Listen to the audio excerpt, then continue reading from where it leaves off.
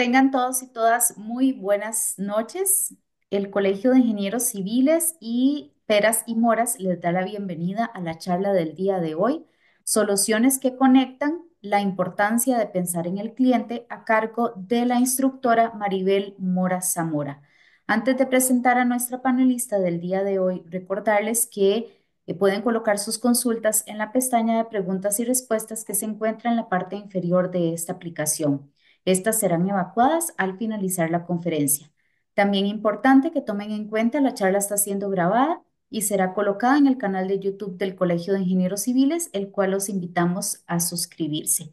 Y por último, recordarles anotar su nombre completo al ingresar a esta aplicación para que les llegue el certificado de participación de la conferencia. Ahora bien, voy a presentar a nuestra panelista del día de hoy, Maribel Mora Zamora. Es profesional interdisciplinaria con enfoque en innovación, calidad y diseño centrado en las personas. Formada en cultura, ciencias cognitivas, experiencia de usuario e investigación. También integra el pensamiento crítico, sensibilidad humana y tecnología para crear productos y servicios relevantes, sostenibles y con impacto. Ha trabajado desde hace más de 30 años en el campo del aprendizaje y desde 20 se ha enfocado en el desarrollo de experiencias de usuarios con compañías nacionales e internacionales. También es apasionada por el aprendizaje continuo, la mejora constante y la escucha activa. Trabaja desde la empatía, las preocupaciones de los clientes son el punto de partida para construir soluciones efectivas. Y por último, trata de convertir cada proyecto en una oportunidad para aprender, evolucionar y apreciar la vida y contribuir a un futuro mejor. Listo, doña Maribel, le doy la palabra para que inicie con la conferencia. Bienvenidos. Bueno, primero, muchas gracias al colegio por el espacio y muchísimas gracias a todos ustedes por la oportunidad de sacar un chancecito para, pues, conversar, ¿verdad? Con respecto a este tema tan, importante. Bueno, saltemos a la presentación. Las preguntas, como dijimos ya, van a estar eh, abiertas para discutirlas al final, preguntas, comentarios, aportes. Y, bueno, empecemos entonces. Ok, soluciones que conectan la importancia de pensar en el cliente. Bueno, básicamente va a ser nuestra agenda, ¿verdad? Vamos a ver unos principios, vamos a hablar un poquito de quién es el cliente, cómo activar esa conexión y algunas conclusiones importantes a las que vamos a llegar. Bueno, comencemos por la base, ¿verdad? ¿Cuáles son esos principios que debemos de tomar en consideración? Empecemos pensando, bueno, tenemos un monólogo o un diálogo con nuestro cliente o nuestro usuario. Quisiera que consideráramos esta posibilidad, o sea, pensemos para nosotros, bueno, nuestros proyectos, las cosas que estamos planteando nosotros, las estamos planteando en una forma de monólogo, nosotros estamos hablando o estamos dialogando, estamos poniendo algo en el centro de nuestra interacción y estamos intercambiando mensajes y escuchando. Básicamente, tenemos que tomar en consideración que todos los productos que nosotros hagamos son mm, canales, medios para afectar ese diálogo, ¿verdad? Esa interacción. Nosotros hablamos a través de los productos y servicios que ponemos en el mercado. Diseñamos para que los clientes ejecuten la orden. Bueno, dice este proyecto, esta es la función, esto es lo que usted tiene que hacer. O diseñamos para que ese producto y ese servicio calce con ese cliente verdaderamente, resuelva y aporte. La verdad de las interacciones que nosotros tenemos con las personas, nos dicen que nosotros, como seres humanos también, como clientes internos, nosotros deseamos que cuando nosotros tenemos una interacción con alguien más, esa interacción sea positiva y le cause ese servicio, ese producto, le cause a la persona esa sensación de que su vida va a estar mejor. Quisiera que nos pusiéramos a pensar un poquito en estos enfoques en términos generales. Bueno, el enfoque tradicional, que es ese, desde del monólogo, donde yo tengo un producto, un proyecto, lo pongo en el mercado le digo al usuario cómo usarlo y si el usuario no puede usarlo, como yo le dije, es problema del usuario, ¿verdad? O el usuario es un problema. Ese es el enfoque tradicional. En el enfoque centrado en el cliente, nosotros ponemos ese producto o ese servicio o ese proceso en el mercado, el cliente lo usa, escuchamos el feedback, ¿verdad? No empieza solamente en el poner ese producto, pero en términos generales vamos a ponerlo así aquí. Escuchamos lo que el cliente nos dice y dialogamos con él para encontrar mejoras a ese producto, ese servicio. ¿Dónde estamos? ¿Dónde podríamos decir nosotros que estamos en esa escala? Estamos más del lado tradicional. El lado tradicional no es necesariamente malo, sino solamente es tradicional. Algunas personas, por ejemplo, pueden decir, bueno, ha funcionado, la verdad. Entonces, y en el servicio, especialmente si yo trabajo en la compañía pública, pues bueno, no podemos dejar que una persona decida si recibir salud pública o no. No recibir salud pública es algo bueno. O sea, algunas personas podrían decir, ¿cómo hacemos para que el enfoque tradicional calce, perdón, el enfoque centrado en el cliente calce aquí?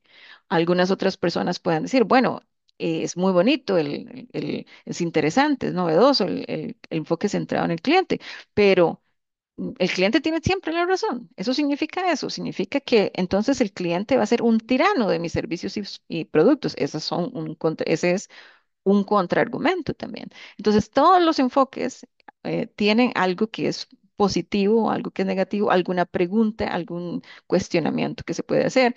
Y quisiera que pensáramos en esta audiencia en particular, ¿dónde creemos nosotros que nos sentimos más cómodos? Bueno, yo podría decir, bueno, tal vez yo trabajo de manera tradicional, aunque tal vez me gustaría despegarme un poco de la parte tradicional y empezar a probar como otros enfoques, otras maneras de trabajar con los clientes o los usuarios. O yo, bueno, he hecho algunas experiencias, algunos productos, algunos servicios y las he entregado al mercado de una manera más centrada en el cliente, pero todavía no totalmente. Necesito consolidar esos enfoques.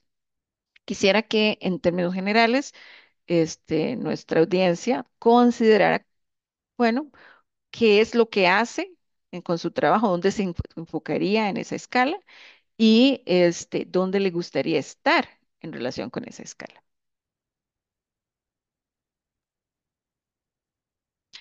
Cuando hablamos de los enfoques que son tradicionales y el enfoque centrado en el cliente, tenemos que hablar un poquitito también del antes y el ahora. ¿Por qué decimos que antes la relación con el cliente era una relación asimétrica? Bueno, porque antes la relación que había con el cliente era una relación que se planteaba desde yo sé y usted no, ¿verdad? De una relación que se planteaba desde el poder. O sea, yo sé lo que es conveniente para usted, yo sé cuál es el mejor producto del mercado, yo sé que esto le va a servir porque es el mejor, etcétera. Ahora, podemos decir que ese enfoque es válido para las circunstancias que tenemos el día de hoy. Difícil, ¿verdad? Porque hoy estamos hablando de que la información ha permitido tener un enfoque más relacionado como con conceptos de paridad, que no son completamente 50 y 50, ¿verdad? No es una paridad completa en todos los casos, porque vivimos en una sociedad muy diversa, pero es una sociedad en donde la paridad ha aumentado. ¿Y qué significa esto de la paridad? Significa que ya no hablamos desde la autoridad, desde esa simetría de yo sé y usted no. Básicamente, el enfoque que teníamos antes se relacionaba mucho con el cliente. Es el que espera, porque tiene que esperarse a que yo le dé ese producto, ese servicio. Pero hoy el cliente, si yo no le doy ese producto, ese servicio, el cliente decide.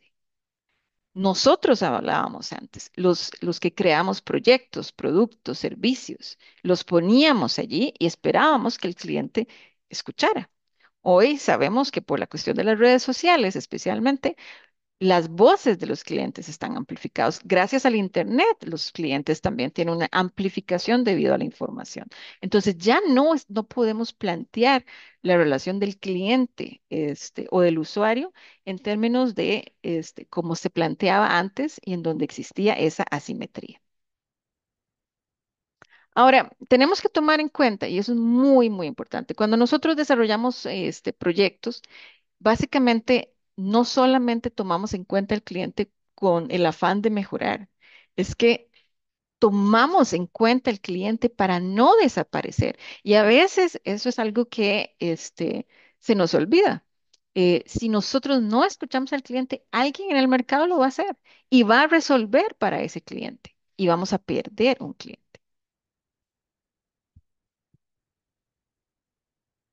Y esto nos lleva a la conclusión en esta primera parte en cuanto a esos principios, es que el cliente tiene información para nosotros también. No, ya no, nosotros no tenemos toda la información para el cliente. ¿Y de quién es ese cliente del que estamos hablando? Bueno, vamos a perfilarlo un poquito más, para poder definir algunas acciones que podemos implementar con ese cliente.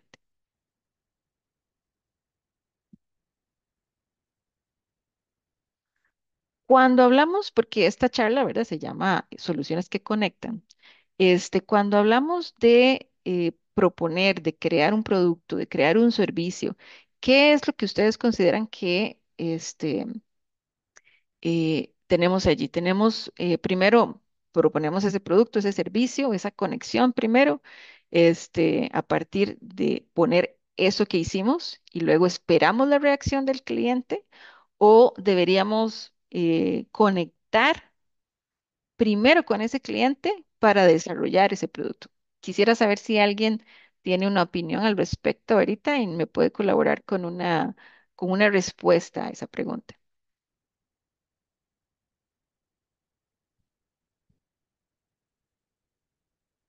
¿Qué hacemos? ¿Ponemos el servicio o el producto allí primero o conectamos primero con el cliente?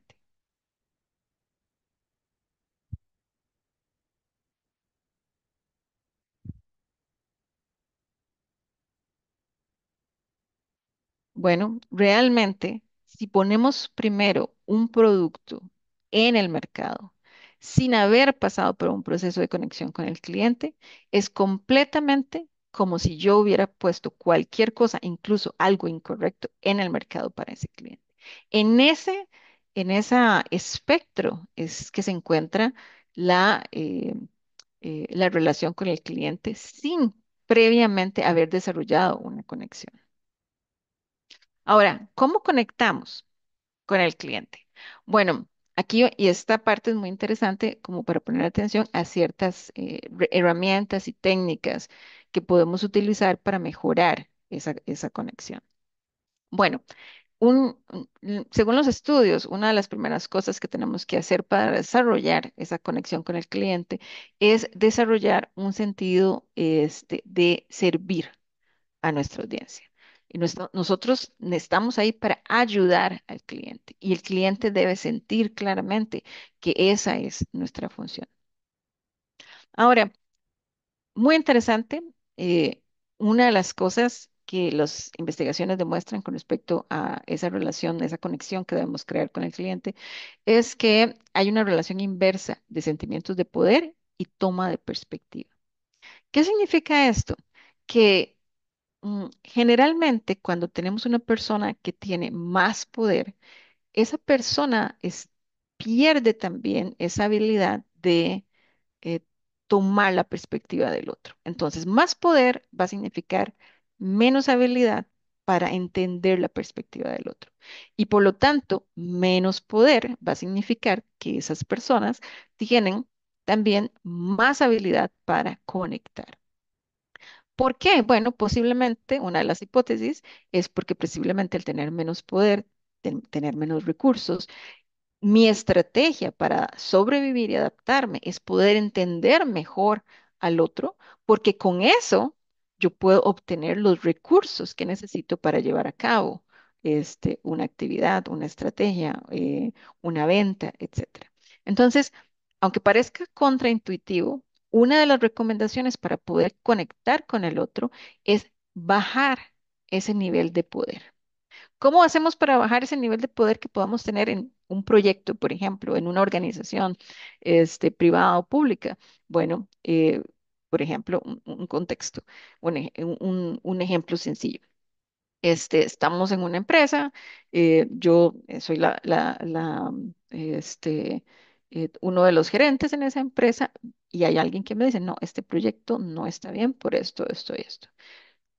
Allí, yo como persona, posiblemente, y es lo que, lo que pasa generalmente, es que yo como persona y como gerente voy a inmediatamente detectar esto es resistencia, aquí necesitamos, te necesito subir mi grado de autoridad para decir, tenemos que hacerlo así, muchachos, no puede ser de otra manera. Pero eso, aunque puede resultar en algunos casos, especialmente cuando tenemos crisis, por ejemplo, y que alguien necesita tomar una decisión, en realidad, este puede ser contraproducente. ¿Por qué? Porque podría ser que en una situación que no es de crisis, por ejemplo, estoy perdiendo la oportunidad de ver las cosas desde la perspectiva del otro y poder entender mejor qué es lo que yo necesito hacer. Entonces, cómo abordaría esa objeción, por ejemplo? Bueno, entonces tendría yo que decir, bueno, Pablo, que fue quien hizo la objeción, es una persona que ha trabajado aquí 3 años, tiene muy buenas evaluaciones, conecta con el cliente. Tal vez hay algo en la visión de Pablo. Estoy empezando, ven, a bajar el grado de poder que tenía, a soltar un poco, para entonces empezar a abrir la perspectiva y tratar de entender y valorar lo que Pablo me está queriendo decir. Pero eso no pasa, como les digo, eso no pasa por intuitivamente. Intuitivamente lo que pasa es que los gerentes o quienes tienen el poder en una situación aumentan su poder porque están reaccionando a la resistencia. Otro de los factores, por supuesto, que nos ayuda a conectar con el cliente es ser buenos observadores, a escuchar mejor, a recoger información de calidad. No toda la información nos sirve, ¿verdad? Y el ojo experto, el tiempo, ¿verdad? La formación que tenemos para detectar cuáles son eventos que pueden ser críticos, interesantes, para encontrar esas pistas en en lo que estamos observando del cliente o del usuario, o incluso también del cliente interno, el colega, ¿verdad? Es sumamente importante cuando este, viene acompañado de calidad.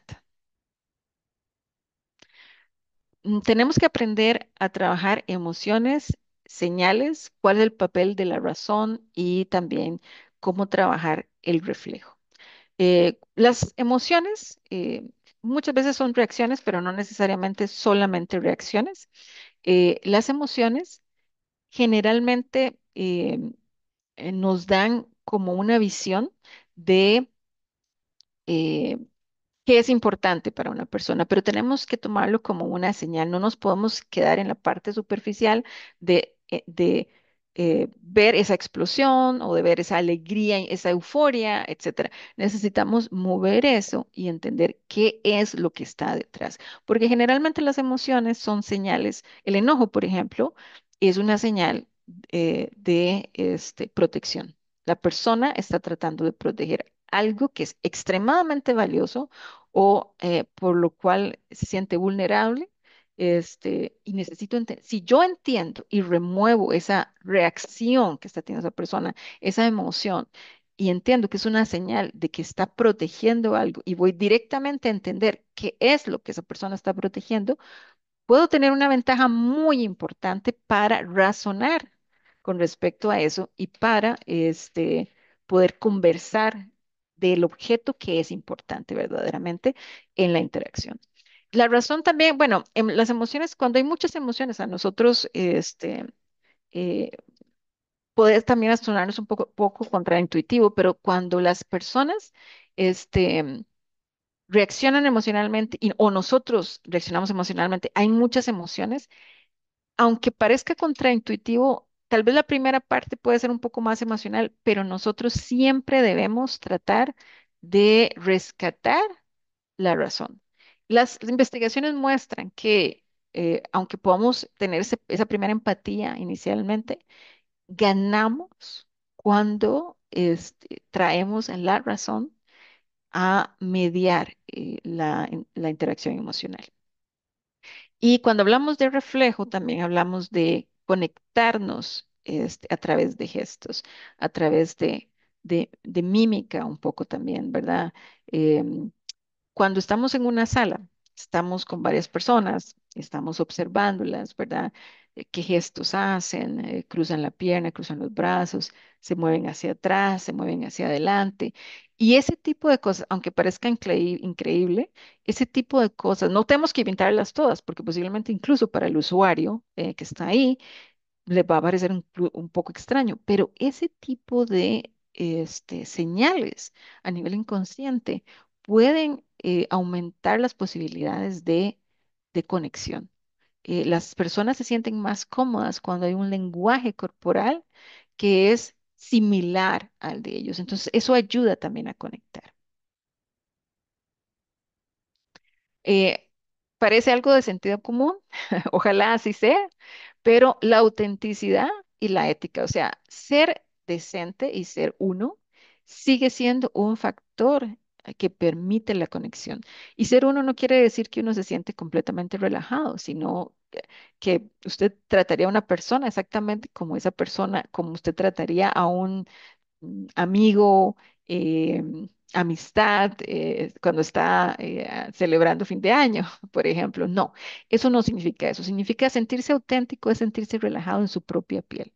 Es decir, yo vengo desde mi humanidad, desde mi experiencia, con todas las herramientas que tengo a colaborar, a ayudar.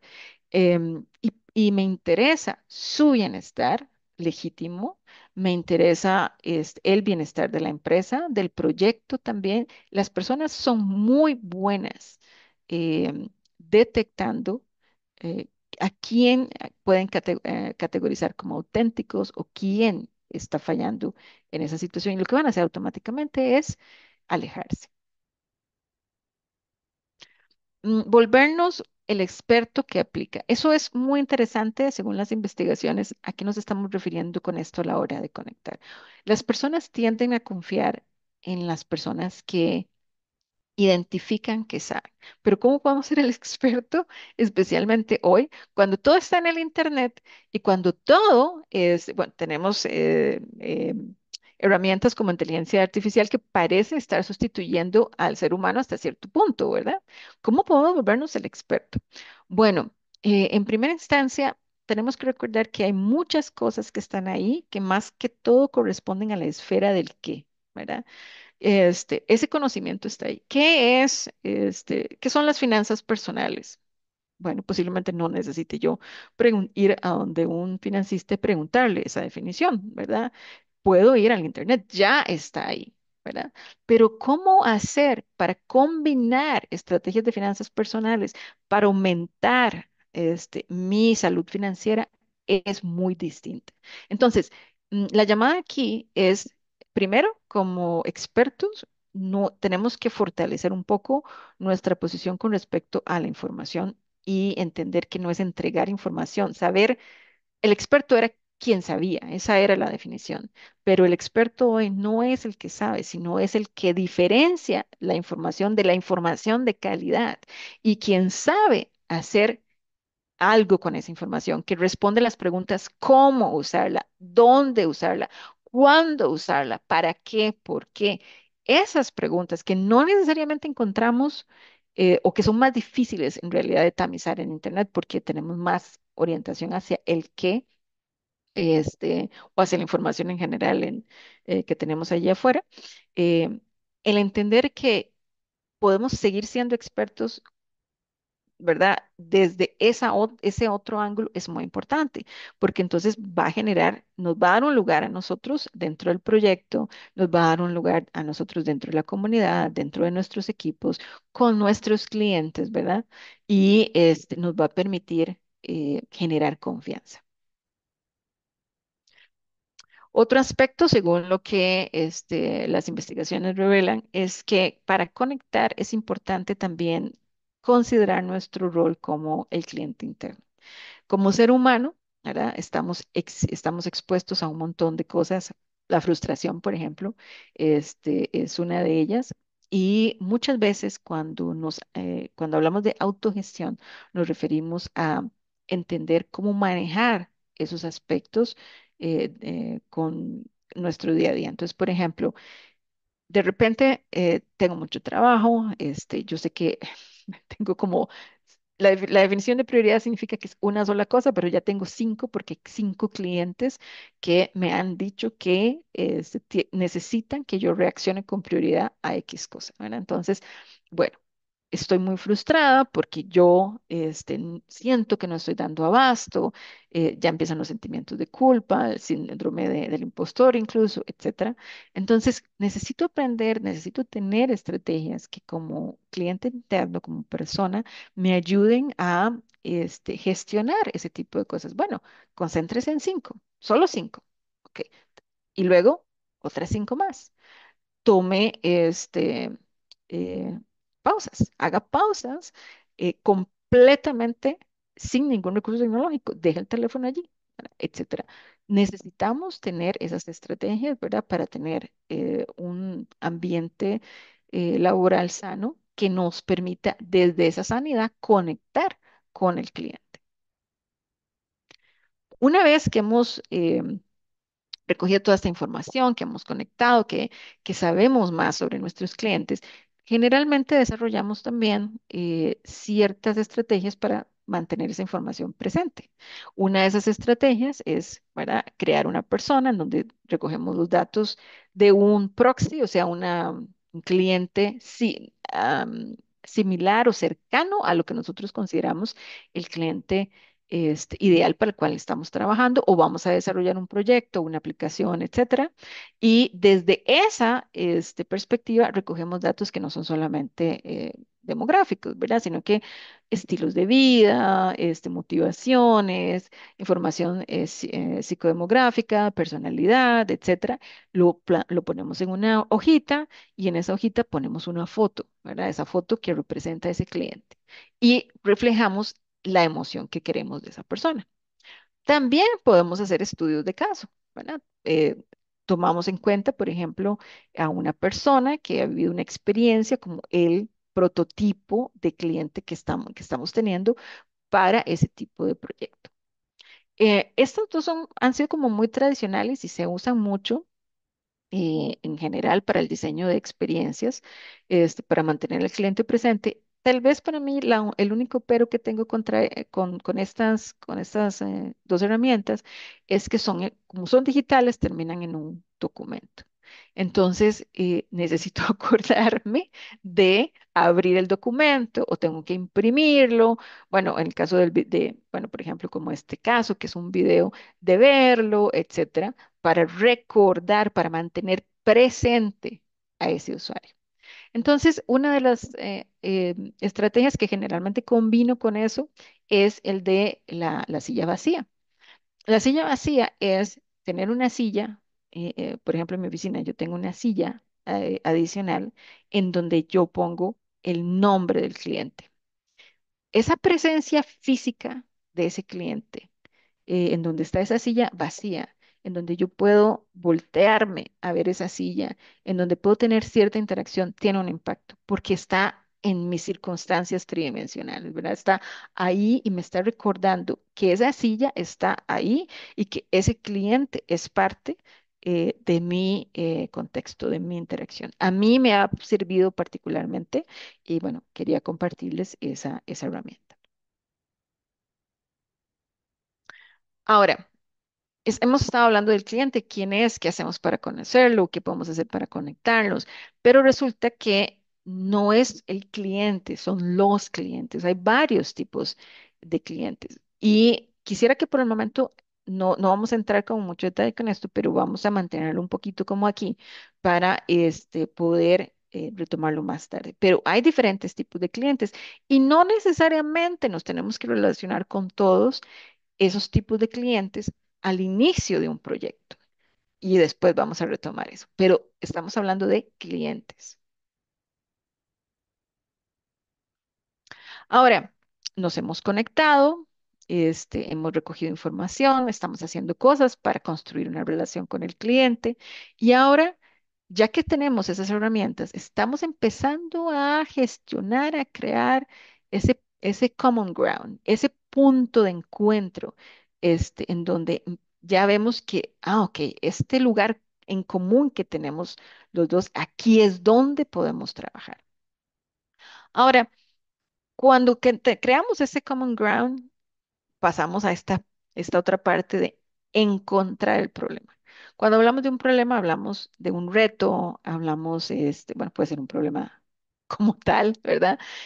Pero puede ser un reto, que tenga el cliente. A veces el cliente viene con un síntoma del problema también y no sabe realmente cuál es el problema raíz, etcétera. Entonces, no mm, no es recomendable después de conectar, de crear ese common ground, saltar a la solución.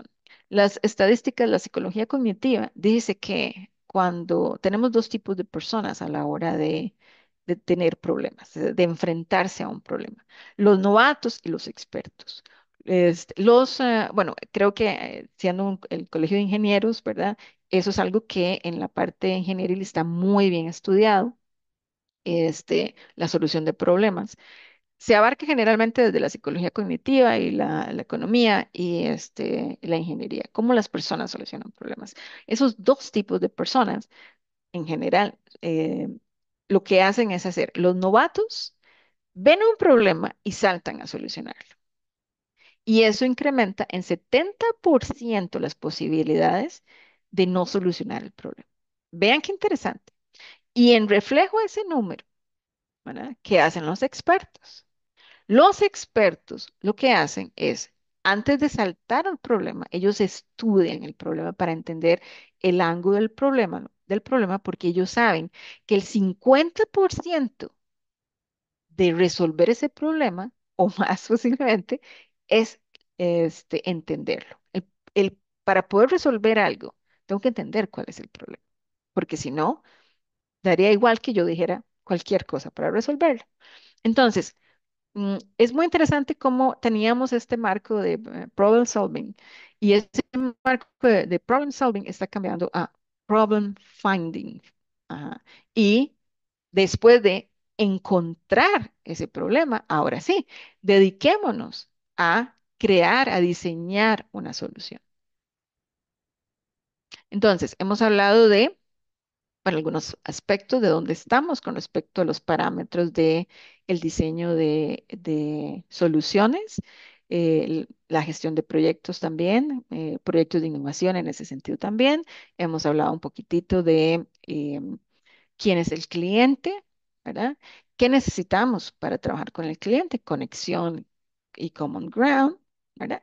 Y ahora vamos a hablar un poquitito con respecto a cuando tenemos esos aspectos, ¿qué es lo que tenemos que hacer con el cliente? Bueno, ya encontramos el common ground, encontramos ya el problema real, ya lo conocemos y entonces empezamos a diseñar una solución para ese cliente público o privado, ¿verdad? Individual o masivo. Y vamos a hablar de el poder de las acciones en ese sentido, que hemos llamado para esta presentación activación. Bueno, encontramos el problema real, ¿verdad? Y diseñamos la solución, como dijimos, pero eso no quiere decir que yo llego y le digo, esta es la solución y hasta ahí la conexión, ¿verdad? Porque la conexión me sirvió para generar insights que yo pudiera convertir en accionables para crear ese proyecto. No puedo hacer eso. Las investigaciones demuestran cosas muy interesantes con respecto a tomar otro camino. ¿Cuál es el camino que tenemos que hacer? Bueno, ese diseño que yo hice es todavía un borrador en una etapa muy inicial, porque especialmente cuando desarrollamos proyectos de innovación, por ejemplo, queremos hacer cambios y creo que estamos en un momento histórico en Costa Rica en donde los cambios, hay muchos cambios que tenemos que hacer.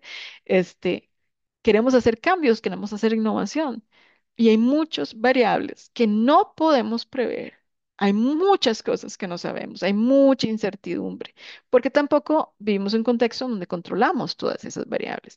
Entonces, nunca podemos empezar a crear un proyecto y ponerlo y así en un plato para el cliente, pensando que ese proyecto va a ser el proyecto definitivo.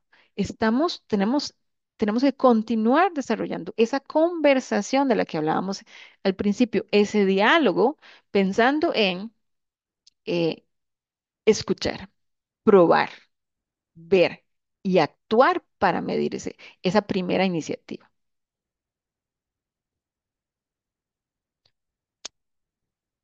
Y aquí les tengo una muy buena noticia. Este, cuando nosotros, bueno, las investigaciones muestran algo muy interesante con respecto a las acciones. Eh, mm, vamos a hablar, hablemos por ejemplo de la creencia. La creencia es una cosa muy sensible para todos. Se genera por circunstancias que no están bajo nuestro control, ¿verdad? Cómo nacemos, dónde nacemos nosotros, este, la cultura, etcétera. Entonces, hay variables que no dependen de nosotros, sino que ya están en las cabezas, en el espíritu, en el alma, en la psique de los clientes.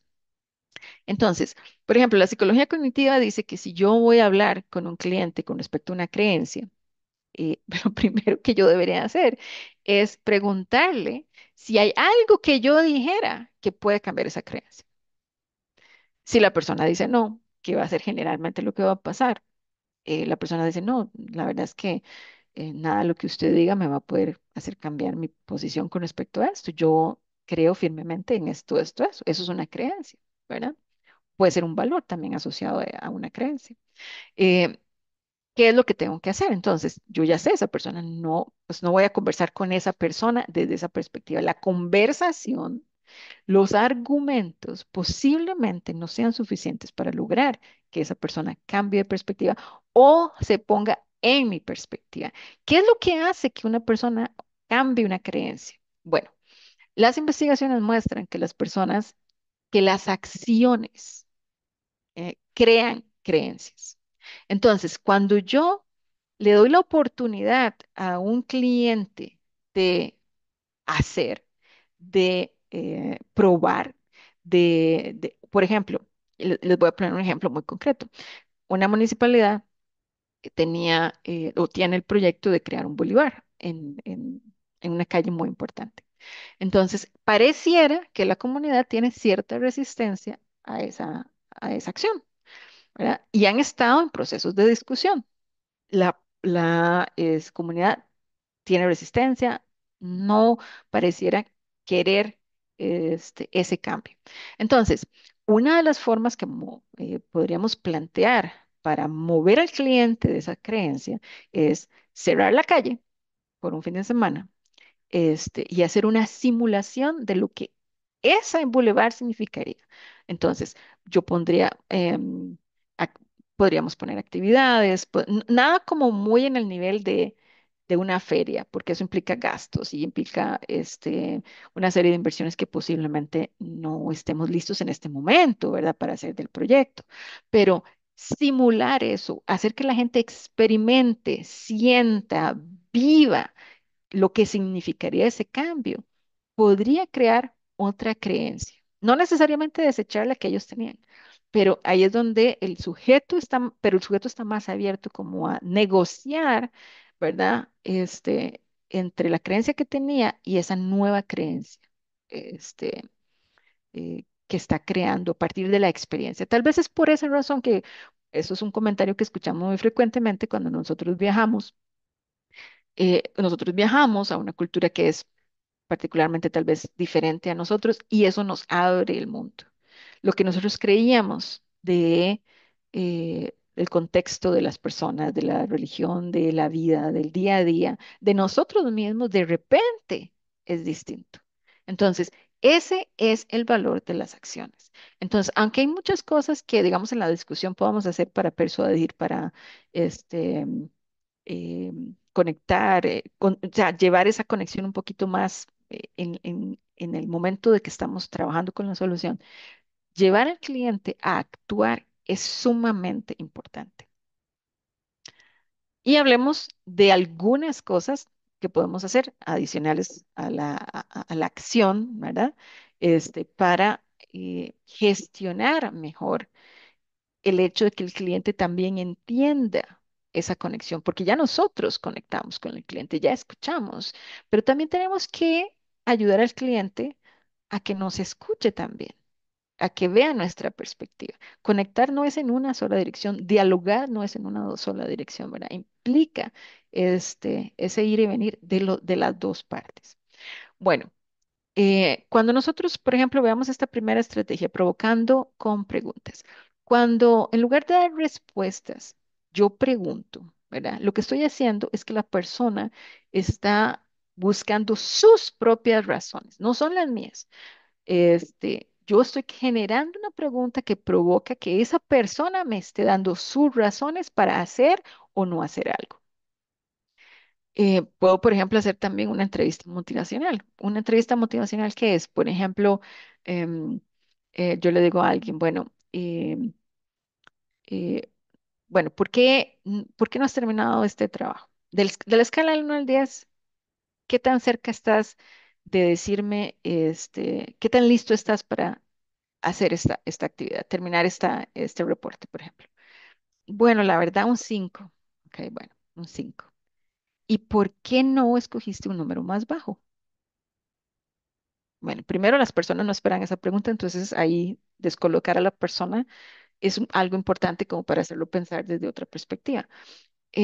¿Por qué no escogiste un número más bajo? O sea, ¿cuáles son las razones? ¿Por qué no estás en el 4? Ah, bueno, porque bueno, sí hice esto, sí hice lo otro, bueno, ya tengo listo esto, etcétera. Entonces las personas van construyendo sus propias razones de por qué comienzan a estar listas, ¿verdad? También podría yo descubrir, bueno, es que tal vez usted no me ha ayudado con algo que yo sí necesito para poder hacer esto. Entonces, eso también es una estrategia que nos ayuda y vean, no es diálogo, es conversación, pero yo no le estoy diciendo las razones por las cuales está listo, sino que la persona está activando cuáles son sus razones del por qué está en 5, o sea, está más listo que si fuera 4, ¿verdad? Entonces, para generar desde allí.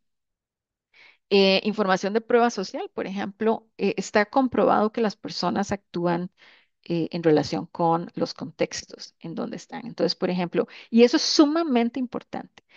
Generalmente hay una falacia, en donde es una falacia o eh, un sesgo, ¿verdad? Es un atajo mental para obtener una conclusión, ¿verdad? Y yo me guío por esa conclusión para hacer algo. Eh, Hay un sesgo mental muy común que es cuando algo sucede, si alguien no quiere hacer algo, es porque su personalidad es la de no querer hacer algo. Eso es muy interesante. Las investigaciones reflejan que no pareciera ser totalmente cierto. ¿Cuál es la diferencia? Cuando una persona tiene rasgos de personalidad, y eso nos diferencia en general unos de otros por ciertas circunstancias. Pero cuando nosotros tenemos un contexto que nos ayuda, o sea, que fácilmente, en donde nosotros podemos hacer algo que está fuera de lo que rutinariamente hacemos, lo hacemos. Entonces, por ejemplo, recuerdo el caso de una universidad. En esa universidad, los investigadores dijeron, bueno, ¿quiénes son los que están más dispuestos a hacer cosas y los que no? ¿Verdad? Bueno, entonces, claro, las personas se identificaron en uno o otro grupo y luego crearon toda una campaña para recoger comida para hacer donaciones. Entonces, ¿qué fue lo que hicieron? Hicieron que las personas tuvieran, les mandaron un correo con, bueno, aquí puedes encontrar todos los lugares donde vamos a tener los puestos, aquí está el mapa, estos son los horarios, puedes hacer eso. Les pusieron todas las cosas muy fáciles. ¿Y qué hicieron las personas que generalmente no habían donado antes? Porque había como digamos, como un grupo de control, ¿verdad? Donde no hicieron esas acciones, estas personas que dijeron que no iban a actuar, no actuaron, y luego cambiaron las circunstancias, cambiaron el contexto, lo hicieron fácil. ¿Y qué pasó? 25%, o sea, casi 30% de personas que generalmente no habrían hecho, o bueno, que no habían hecho nada hasta el momento, hicieron algo completamente diferente, porque los activaron desde otra perspectiva. Entonces, eso es información de prueba social. Eso es información también de contexto. Aquí combinamos un poquitito esas dos opciones. O digamos un ejemplo más puntual de información de prueba social. eh, en una campaña en un hotel, las personas no tenían, la intención del hotel era que las personas reciclaran más las toallas, los paños, ¿verdad? Para que no, eh, por una cuestión de sostenibilidad, tratar de que las personas usaran los paños varias veces, una cosa así. Entonces, hicieron un experimento y básicamente dijeron, bueno, tenemos las personas que se quedan aquí en esta habitación, en la habitación 143, tienden a tener es, un porcentaje de reciclaje del 63%. ¿Y qué pasó? Eso no era cierto, era parte de la campaña, pero eso aumentó la participación de las personas. Las personas hicieron algo porque había otras personas que estaban haciendo algo. Y esa reacción es muy interesante. Otras estrategias que las he mencionado como un poquito, ¿verdad? Es facilitar, hacer las cosas sencillas para que no haya obstáculos, es una forma de activar que las personas realmente hagan cosas. Crear marcos. Bueno, aquí, bueno, no tenemos mucho tiempo como para detenernos en esto, pero cuando usted conoce cuáles son, cómo son los sesgos cognitivos, los sesgos son, ya dijimos, atajos hacia formas de razonamiento que generalmente no son correctas, pero muchas veces guían a las personas. Sabiendo que nuestro cerebro está hecho para reaccionar y utilizar esos atajos todo el tiempo, ¿qué tal si podemos utilizar esos atajos para lograr motivar a las personas a hacer acciones, sabiendo que esa es la forma como van a razonar cuando yo les dé información? Bueno, simulaciones definitivamente es una de mis favoritas porque además también es divertido, entonces le agrega un valor muy interesante al día a día de nuestros usuarios.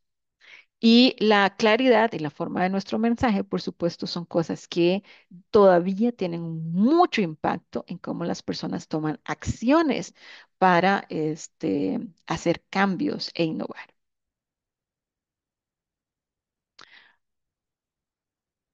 Llevar todo esto. Hemos estado hablando del cliente, bueno, quién es, el cliente hace interacciones, el cliente lo conocemos, conectamos, encontramos el common ground, diseñamos y gestionamos esa relación de esta manera para activarlo, etcétera.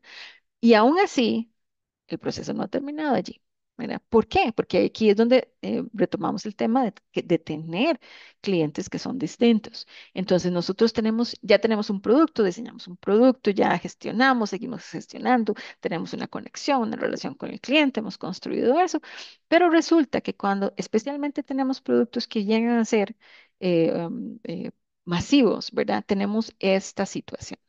Generalmente, los primeros clientes que tenemos en esta curva normal son los que se acercan, los que llegaron, son clientes que están muy acostumbrados a ver que ya vieron, "Ah, ok, este proyecto está muy interesante, vamos a llegar tal vez con algunos peros o reservas, pero ya los gestionamos, pero vamos a llegar porque vemos el valor de eso, nosotros lo entendemos. Esos son los visionarios, los early adopters. Esos son los primeros dos grupos. Pero resulta que vean qué pequeños son esos grupos. Entonces, resulta que hemos estado diseñando, haciendo todo este esfuerzo para atraer a un grupo muy pequeño. Y eso no está mal, estamos comenzando. Pero resulta que hay un grupo mucho más grande, que es en realidad la masa crítica del proyecto, y ese grupo no ha llegado. Y no va a llegar. Ese grupo es muy pragmático, está muy cómodo posiblemente, no vean que usted, la curva de valor de lo que el producto que diseñamos, para estos grupos son muy claros, pero para estos no tanto.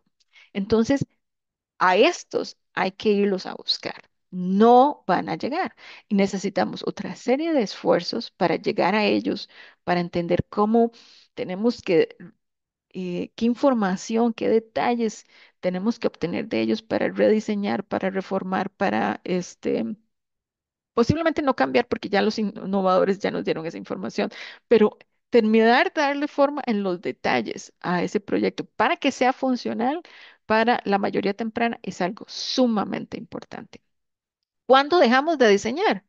¿Cuándo dejamos de gestionar todo esto? Decir, bueno, ya tenemos el producto, ya tenemos el proceso listo. Bueno, dejamos de diseñar cuando tenemos estabilidad. Cuando nosotros vemos en nuestros tasas de conversión, por ejemplo, que ya tenemos números que hablan de adopción estable.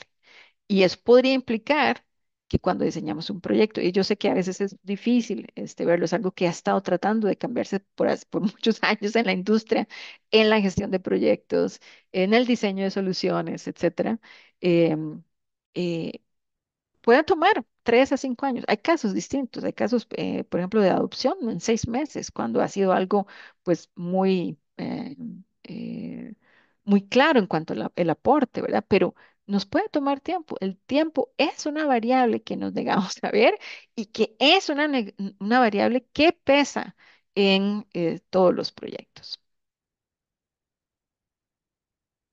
¿Cuáles son los beneficios de gestionar las soluciones que estamos creando en la conexión con nuestros clientes de esta manera? Bueno, las investigaciones muestran que parte de los beneficios que obtenemos son incremento en las ganancias. Las personas nos perciben como compañías o como colaboradores que representan relevancia, valor, ahorro. Bueno, ahorramos en proyectos, ¿verdad? Generamos confianza, impactamos con propósito, optimizamos recursos y también alineamos nuestros procesos mejor con los valores de las compañías para las cuales trabajamos. Ejemplos muy puntuales, ¿verdad? Con respecto a estos enfoques. Muy conocido, por ejemplo, el proceso de R&D con respecto, sitio, digamos, los clientes en un nivel inicial decían, bueno, no podemos confiar en esas fotos, es que no hay mucha calidad, realmente, o sea, voy a ir a la casa de un extraño, realmente no me siento como, ellos escucharon, retomaron y eso mejoró mucho la calidad de las fotos que ellos en un momento tenían en su aplicación y eso generó confianza. A nivel de gobierno, la simplificación de trámites hechos para entender, para mejorar esta facilidad de las personas a servicios sin tramitología. Eso ha reducido llamadas en 67% como, "Ah, me ayuda para hacer esto, ¿cómo puedo hacer aquello otro? Necesito mandar esto primero, etcétera, ¿verdad? Este, el caso de IKEA, por ejemplo, que es un caso bastante conocido en el caso de hacer las adaptaciones para el mercado japonés o el mercado asiático también. El caso, bueno, de Holanda con respecto a el servicio de comidas para personas mayores y no tratarlas como un beneficiario del servicio, sino como un cliente, mostrarles un menú y que ellos escojan, etcétera. Es increíble realmente cómo pequeñas cosas que parecieran muy sencillas, pero muy humanas, logran cambios importantes, incluso hasta obtener, digamos, reducciones en tramitología que implican porcentajes del Producto Interno Bruto. Es increíble. Solamente con aplicar un enfoque distinto. Entonces, para cerrar, necesitamos conectar con el cliente para transformar y necesitamos transformar esas realidades para avanzar.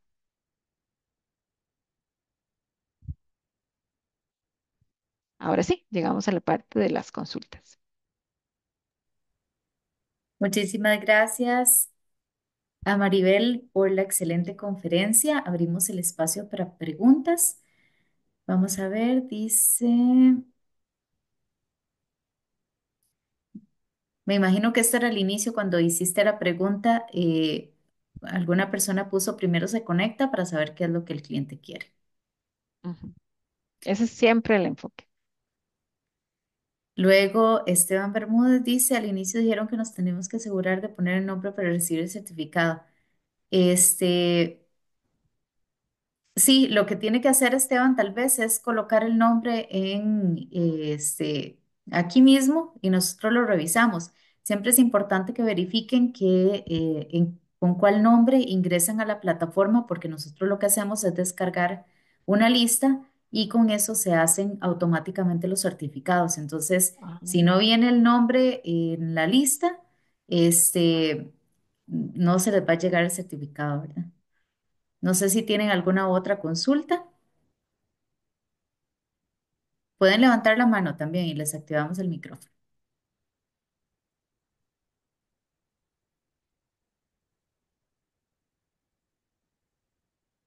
Ok, tenemos una anónima también, dice, muy interesante la charla. Me gustaría saber si podría brindarme alguna recomendación de libros que considere útiles para profundizar en este tema.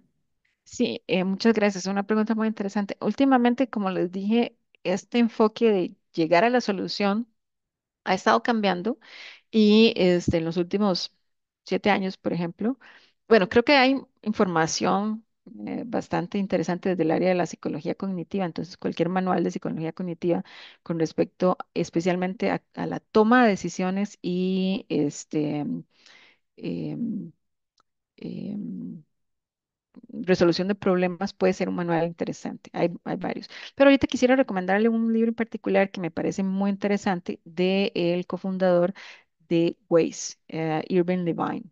Em, eh, Él tiene un libro que se llama Enamorarse del problema y no de la solución. Y en eso, en este libro, él toca, bueno, creo que hay muchas cosas que ya están como muy en el, digamos, en el contexto, ¿verdad? Entonces ya hay muchas cosas que son cosas que, este, en general sabemos por ósmosis de lo que es el mundo de la innovación, etcétera, ¿verdad? Pero hay capítulos fundamentales en ese libro para cambiar esa perspectiva de por qué es importante trabajar en el problema, qué significa eso, cómo afrontamos el problema en los diferentes momentos del proyecto, con los diferentes, este, clientes, los tipos de clientes que vimos, etcétera. Entonces, ese es un libro y don Irving es una persona muy accesible. Él no contesta todo el tiempo correos, hemos tenido algunos intercambios, pero él siente que tiene una misión en relación con la mentoría de las personas. Entonces, puede ser una figura interesante para seguir, ¿verdad? Bueno, el libro lo tiene en español, pero en la versión en inglés agregó un nuevo capítulo del manejo de crisis, que posiblemente tenga mucha relevancia hoy, ¿verdad? Entonces, podría considerar tratar de comprarlo en Amazon como un libro digital en lugar del libro físico. Solamente que creo que en este momento, por ser un libro nuevo, pues está más como en el lado del inglés, pero ese podría ser un libro para comenzar muy interesante. Perfecto, Maribel. Bueno, ahí veo que está colocado también la página web y el WhatsApp de Maribel. Si desean escribirle directamente, ahí pueden hacerlo. No tengo más consultas por acá, entonces solo queda pasarles una pequeña encuesta para que por favor nos ayuden a llenarla antes de salirse de la aplicación. Darle las gracias a Maribel por su tiempo, por compartir sus conocimientos con nosotros el día de hoy y gracias a todos ustedes que se conectaron el día de hoy con nosotros.